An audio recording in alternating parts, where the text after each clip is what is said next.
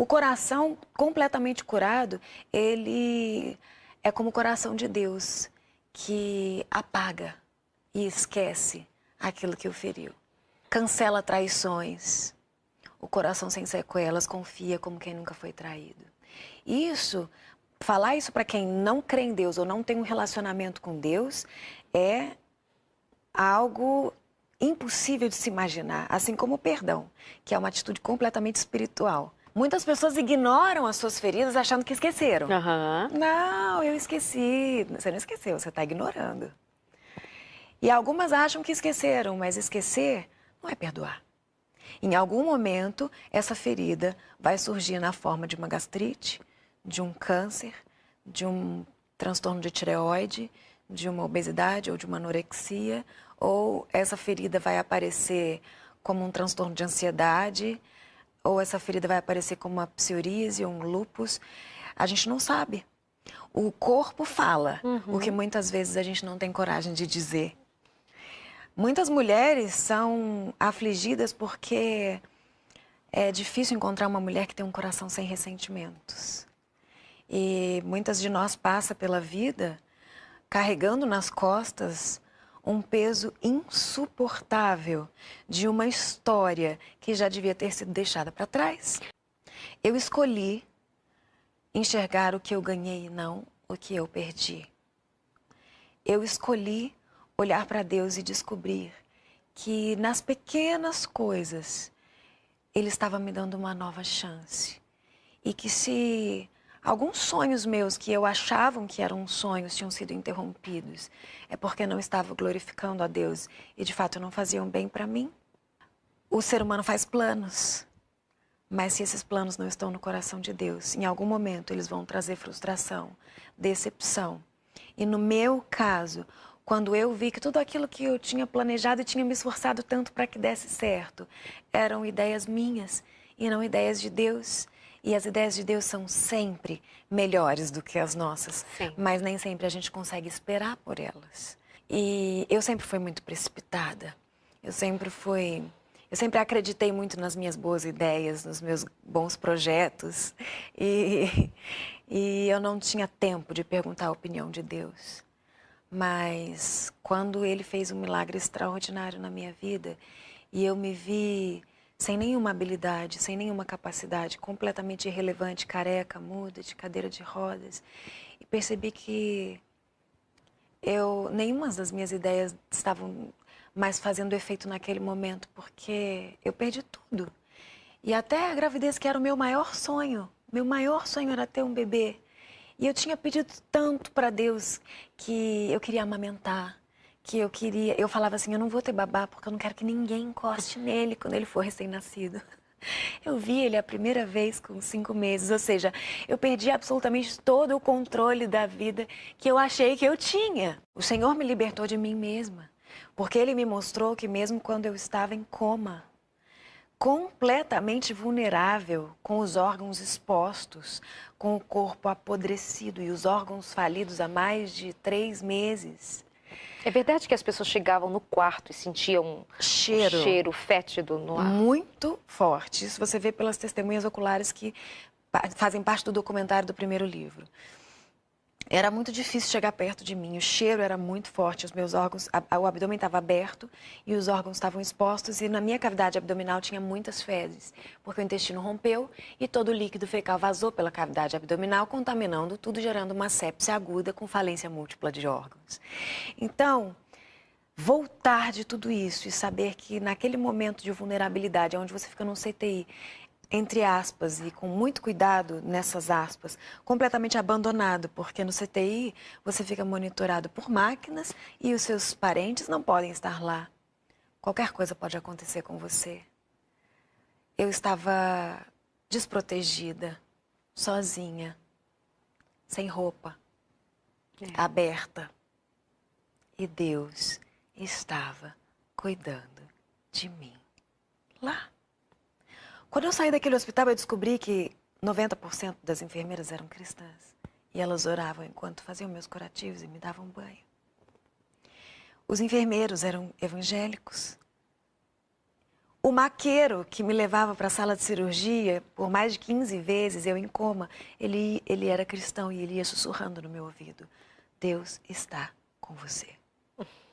O cirurgião escolhido pelo plano médico que me operou e me abriu dezenas de vezes era um pastor.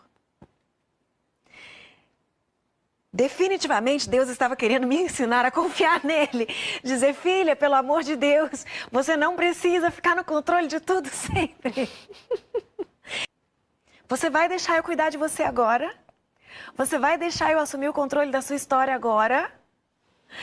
Até o bebezinho recém-nascido foi para casa. Eu cuidei dele para você. Confia. Qual é a atitude mais difícil de um coração ferido, de emoções transtornadas e destruídas? Confiar.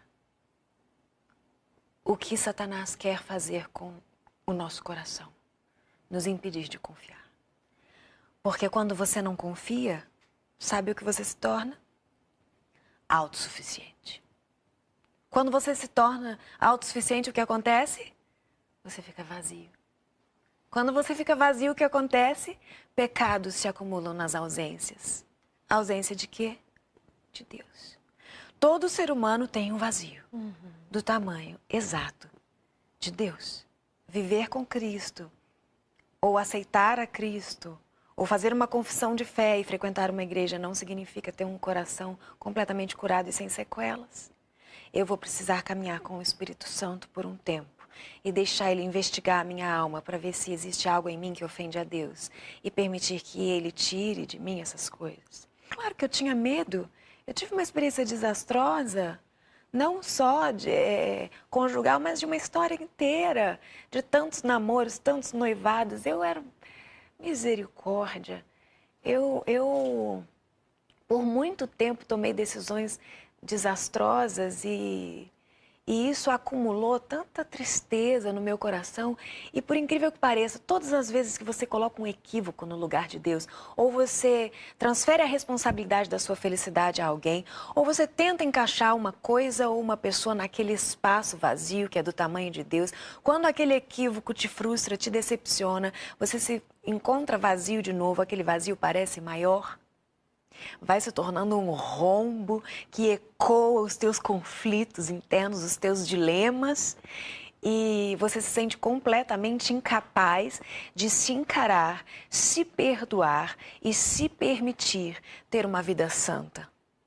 Você acredita que pelo que você viveu no passado, você é incapaz de ser puro de novo, mas Deus faz novas todas as coisas. E quando ele me surpreendeu, quando o pastor Felipe Heidrich me pediu em casamento, eu falei: Senhor, será que eu estou pronta para viver esse desafio tão grande? O Senhor já fez um milagre no meu corpo, na minha alma. Eu tenho, sim, um coração que não guarda ressentimentos de todos os fracassos da minha vida, até daqueles que eu muitas vezes vejo que eu não busquei, eu não desejei, eu não quis. Eu consegui, no meu coração, deixar que a gratidão prevalecesse e me livrei de todo e qualquer ressentimento, qualquer tipo de trauma de raiva ou de vingança ou de falta de perdão ou murmuração ou autocomiseração. Eu me livrei disso porque estar viva se tornou maior e mais impactante do que qualquer outra experiência que eu tenha tido. Não existe nada maior do que o prazer de respirar sem aparelhos. Para mim. Então, Deus me deu um presente que é descobrir os mínimos detalhes que todos têm de graça e não dão valor. E de repente eu percebi que guardar ressentimentos era algo tão pequeno diante de tantos benefícios que Deus tinha feito e continua fazendo em meu favor, que eu entendi porque Davi disse: bendize, ó minha alma, bendize, ó minha alma. E às vezes a gente tem que chacoalhar a nossa alma e falar assim: bendize, ó minha alma, e não se esquece de nenhum dos teus benefícios, não te esquece de quem te salvou, não se esquece de quem te curou, não se esquece de quem enche tua boca de bens e te renova como uma águia.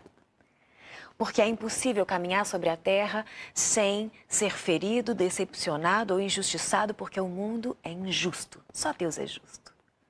Mas prevalecer com um coração sem sequelas, somente é aquele que decide perdoar todos os dias.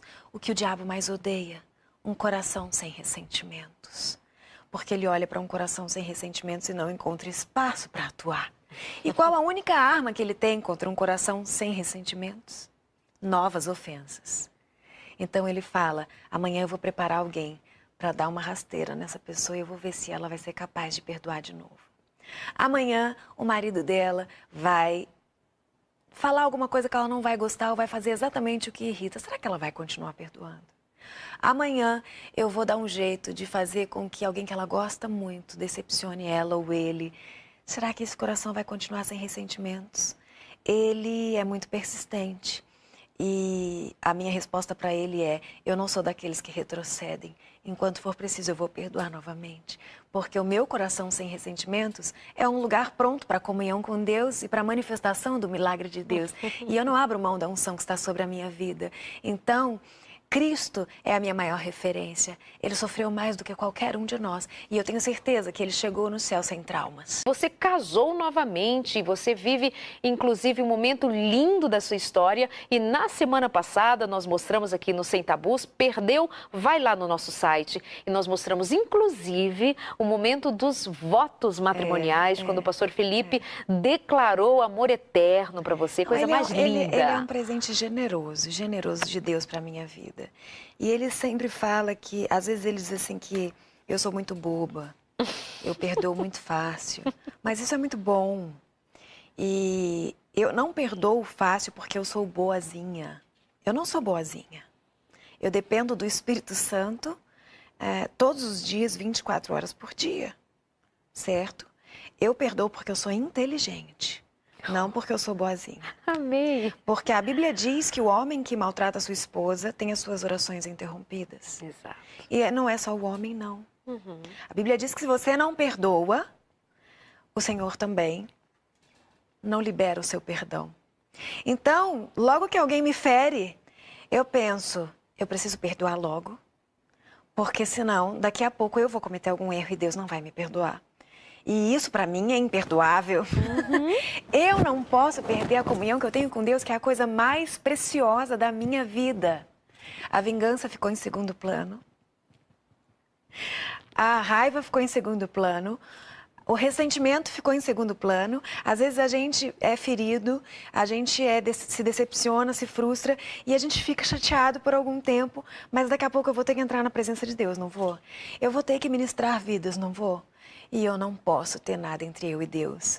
Então, eu sou inteligente. Eu perdoo. É fácil, não é difícil.